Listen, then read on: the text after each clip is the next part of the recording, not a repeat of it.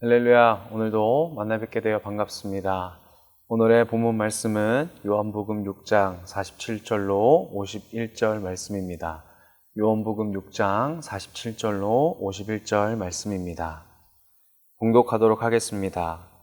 진실로 진실로 너희에게 이르노니 믿는 자는 영생을 가졌나니 내가 곧 생명의 떡이라. 너희 조상들은 광야에서 만나를 먹었어도 죽었거니와 이는 하늘에서 내려오는 떡이니 사람으로 하여금 먹고 죽지 아니하게 하는 것이니라. 나는 하늘에서 내려온 살아있는 떡이니 사람이 이 떡을 먹으면 영생하리라. 내가 줄 떡은 곧 세상의 생명을 위한 내 살이니라 하시니라. 아멘. 지금 저와 여러분들은 사순절을 보내고 있습니다. 코로나19로 인하여 사순절을 묵상하기가 쉽지 않고 2020년의 사순절은 조금 어려움이 있는 것 같습니다. 그러나 이럴 때일수록 하나님 앞에 처절히 엎드려지는 그런 진실한 사순절을 보내기 더없이 좋다고 여겨집니다. 사순절 15일입니다. 오늘은 사순절 15일입니다. 오늘 저와 여러분에게 주시는 하나님의 말씀으로 말미암아 은혜와 평강이 넘치기를 간절히 소망합니다. 오늘 본문은 요한복음 6장 1절부터 이어지는 이야기입니다. 요한복음 6장 1절부터 15절까지는 그 어린아이의 도시락에 든 떡 5개와 물고기 2마리로 5,000명을 먹이신 이야기를 이어지고 있습니다. 그래서 오늘 6장 22절부터 예수님의 능력과 기적을 경험한 사람들이 예수님을 찾아다닙니다. 그들에게 예수님은 26절과 같이 말씀하십니다. 내가 진실로 진실로 너희에게 이르노니 내가 나를 찾는 것은 표적을 본 까닭이 아니요 떡을 먹고 배부른 까닭이다 라고 예수님은 그들에게 책망하십니다. 예수님이 행하신 표적을 보았기에 예수님을 만나기 위하여 찾아다닌 것입니다. 먹고 배부른 까닭에 다시 배부르고자 예수님을 찾아다닌 것입니다. 그들의 마음을 너무나도 잘 아시는 예수님께서 그들에게 27절과 같이 말씀하십니다. 썩을 양식을 위하여 일하지 말고 영생하도록 있는 양식을 위하여 하라. 이 양식은 인자가 너희에게 주리니 인자는 아버지 하나님께서 인치신 자니라 라고 말씀하십니다. 그런데 도통 그들은 무슨 말인지 모릅니다. 이해를 못하는 것입니다. 그래서 다시 예수님께 묻습니다. 우리가 어떻게 하여야 하나님의 일을 하오리까? 라고 묻습니다. 이에 예수님께서 29절과 같이 말씀하십니다.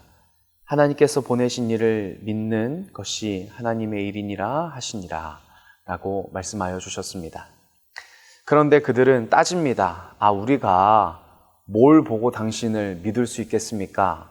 우리를 믿을 만한 것을 행하여 주십시오 라고 예수님께 따집니다. 이제까지 예수님이 하신 것은 무엇입니까? 수많은 병자들을 고쳤고 이적과 기적 그리고 표적을 이들에게 보이셨습니다.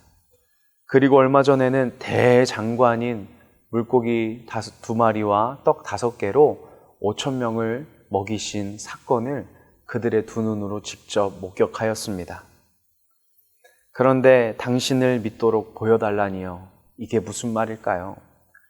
그래서 오늘 본문 말씀 49절의 말씀처럼 너희 조상들은 광야에서 만나를 먹었어도 죽었거니와 라고 말씀하신 것입니다.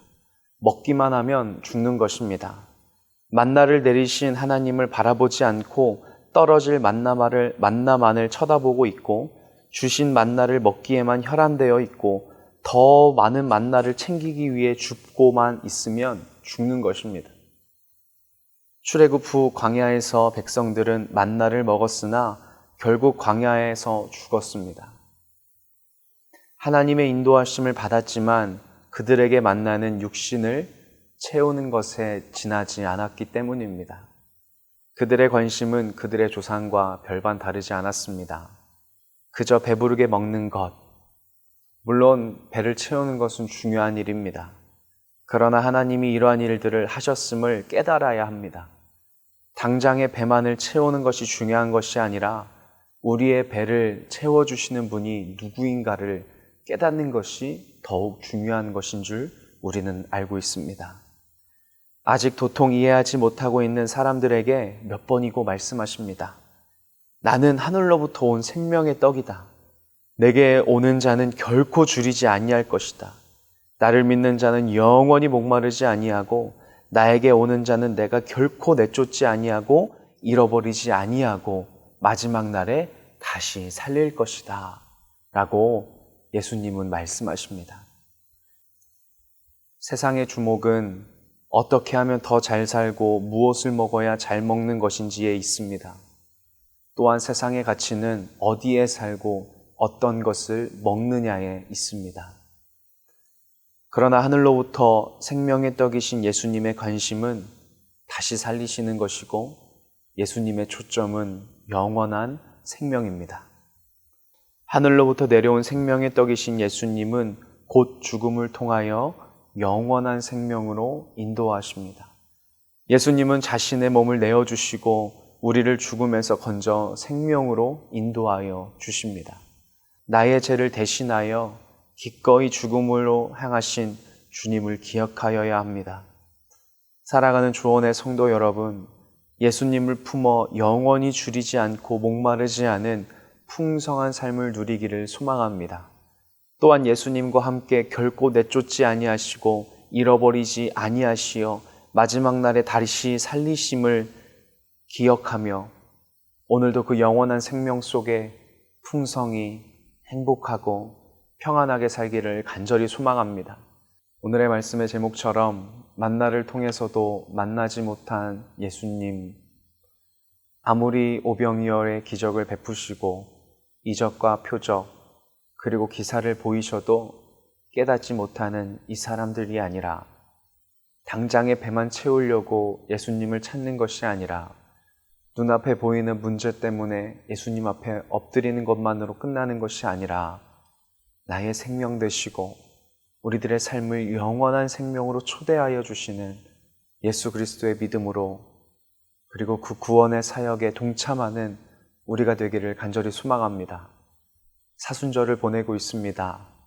예수님의 순환과 고난은 우리가 당하는 것에 비하면 아무것도 아니지만 우리는 연약하고 나약하여 내가 아픈 것, 내가 줄인 것, 내가 상처받는 것에 초점을 맞추다 보면 예수님의 십자가는 눈에 들어오지 않을 때가 있습니다.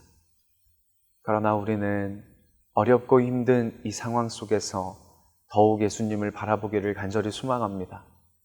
만나를 주신 예수님의 마음이 무엇인지, 생명의 떡이라 말씀하신 예수님의 그 목적이 무엇인지 오늘 이 말씀을 묵상하며 그리고 이 영상을 통하여 예배를 드리시는 우리 모든 성도님들의 삶에 영원한 생명이신 그 예수님을 믿음으로 주님으로 인정하며 오늘 하루도 살아가시기를 간절히 소망합니다. 기도하겠습니다. 하나님 감사합니다.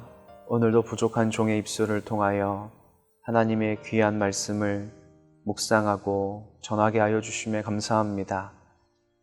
하나님 우리들의 삶에 무엇이 필요하고 무엇이 비어 있는지 우리는 그것에 초점을 맞추다 보니 예수님의 목적과 주님의 그 가치를 우리가 잃어버리고 살아갈 때가 많습니다.